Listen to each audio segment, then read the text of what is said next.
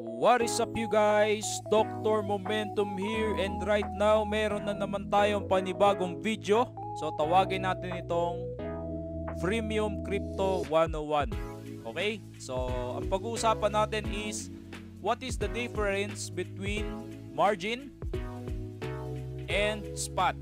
Okay? So madalas kilala natin si margin sa futures, but actually ang pangalan ng futures is margin talaga.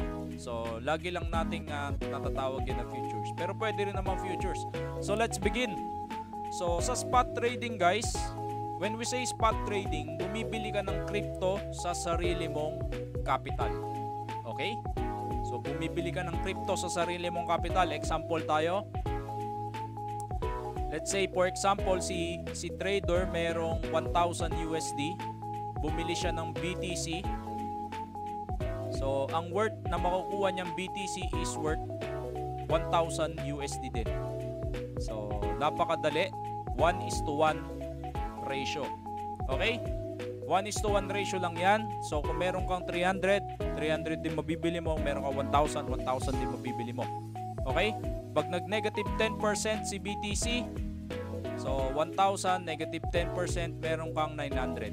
Pag nag-up, meron kang 1.1. Okay? So yun lang sa spot. So alam nyo na yan. So ito, madalas madaming nagtatanong, ano ba ang margin trading, Doc? Ano ba ang futures? So sa margin trading guys, bumibili ka ng crypto gamit ang hiniram mong capital. Okay? So in essence, Doc, para ba tong naglo-loan ka? Yes. Ihalimbawa o ihalintulad na lang natin to sa real estate owner. No? So itong real estate owner na to, si businessman, kailangan niyang makapag-build ng Airbnb para gumana yung kanyang Airbnb. Okay? Para siya kay kumita. Ngayon, ang pera ni home rental owner is 1 million lang. So 1 million, kulang yan pampagawa ng Airbnb, Doc. So ang gagawin ni rental owner, pupunta siya kay bangko. Bibili siya o maglo-loan siya ng pera para matuloy yung pampagawa ng Airbnb.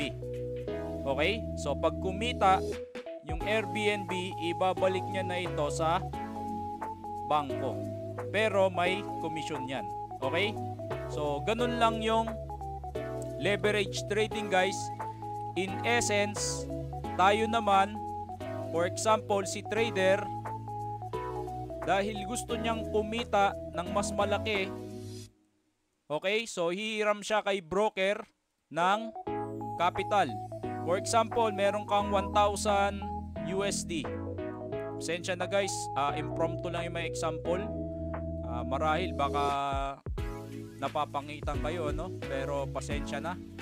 So for example, meron tayong 1,000 USD, pero ang gusto ni magkaroon siya ng 10,000 worth of BTC. Pero 1,000 lang yung laman ng portfolio niya. Ang gagawin niya ngayon is magle-leverage siya ng 10x. In essence, kahit 1,000 lang yung capital niya, ang posisyon na lalabas sa kanya is 10,000 USD. Pag gumalaw si BTC ng 10%, up na siya ng 11,000, up na siya ng 1,000. Okay? So in essence, pag gumalaw yan 10%, 2,000 na yung capital niya. 2,000. So DYM, ibig sabihin DYM, double your money. Okay? Pero pag nag-negative yan, okay, within opposite of his bet, halimbawa nag-long siya tapos nag-short, si BTC bumaba, yung 1,000 niya wipe na yan. Okay? Kasi gumagalaw na yung margin doon sa 10,000 na hiniram niya. Dito na nagbe-base yung percentage na galaw. Okay? So, Doc, okay lang ba na mag-leverage? Yes. okay lang mag-leverage kung meron kang business model na binaktest mo yan at ang trading guys is hindi sugal. Trading is a probability numbers game. Okay? So kung binaktest mo yung sistema mo, yung mga patterns mo, binaktest mo, and based sa result mo, on the long run, on 1,000 trades, kikita ka ng 30% or 100%, yes, you can leverage. Kasi kung backtested naman yung mga patterns mo at may decent win rate naman yan, and at the end of the 1,000 trades, meron kang 30% to 100% na expected return, yes, you can leverage. Okay? Kasi kung 100% ang return na expected mo and then you will leverage, para ka lang yung example natin kanina na si Airbnb guy na nanghiram sa bangko para mas malaki yung kita niya at the end. Because you are already expecting 100%, 30 to 100% return. In essence, positive yung expectancy ng mga trades mo. Dahil meron kang sistema. Pero kung wala ka pang sistema, big no. Because you are just gambling. O nagbabase ka lang sa swerte, which is malas, by the way. Okay? So, yan ang sagot natin. Okay?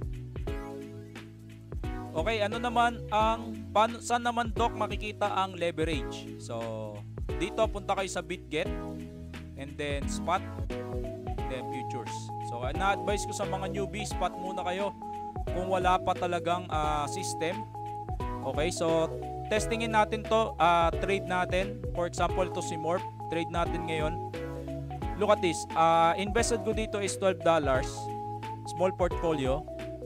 Pero ang margin niya, pinahiram sa akin is 260. So, gumagalaw yan base sa 260. And look at this. Pag gumalaw yan, up na tayo ng $8. $12 lang in-invest natin pero up tayo ng $8. Because, nagbabase yung percentage gain yan sa 260 USDT. Okay? So, ano ba yung mga parts niyan, Doc? Nandito yung cut. Kung gusto mo i-close, nandito din. Yung realize niyan, Doc, bakit negative? Kasi may commissions yung broker pag nag-open ka ng position. Pero kapag nag-materialize yung trade na yan, mababawi naman yung 0.15. Okay? So, ito yung margin rate. So, Doc, ito ang bonus ko sa inyo. Ano ang difference ng isolated sa cross? Dalawa kasi yan eh. Dalawa yung leverage na yan eh. So, ano ang difference? I will give it to you for free. All you have to do is comment leverage and I will send it to you for free para maging interactive naman yung ating page. Okay? So, kung may nakuha kayong value dito, kung may naintindihan kayo o may natutunan kayo, please like, please share, and please comment para mas dumami pa tayo. By the way, yung ating coaching session, pina-finalize pa natin and again, priority natin yung mga nag-register sa ating BitGet link. If hindi ka pa nag-register and you don't have BitGet yet, please do register. Pero lahat ng mga followers natin ay makaka-receive ng ating coaching session or may chance na maka-receive ng ating coaching session. So again, Dr. Momentum, maraming salamat. Dr. Momentum out.